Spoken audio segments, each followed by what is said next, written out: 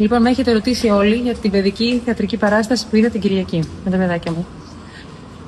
Είναι ένα φανταστικό έργο που πρέπει όλοι να δείτε, οπότε επειδή δεν πρόλαβα να ανεβάσω την Κυριακή, γιατί μετά είχαμε, καταλαβαίνετε, τι πρόγραμμα με τα παιδιά, θα σας ανεβάσω εδώ όλες τις λεπτομέρειες.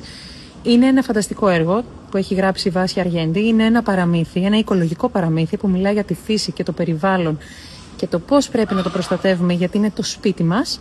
Είναι ένα πάρα πολύ ωραίο έργο με 4 καταπληκτικά παιδιά νέους ηθοποιούς που δεν τα γνώριζα και με εξέπληξαν. Με πρωταγωνιστή το Θανάση Βυσκαδουράκη, που φυσικά όλοι γνωρίζετε και αγαπάτε. Οπότε σας βάζω εδώ, είναι κάθε Κυριακή νομίζω, τις Κυριακές νομίζω είναι, πρωινά, στο Θέατρο Αθηνών φυσικά, Καρακέντρο, το ξέρετε όλοι. Μπείτε να κλείσετε ειστήρια και να πάτε οπωσδήποτε να τη δείτε με τα παιδάκια σας. Καλημέρα.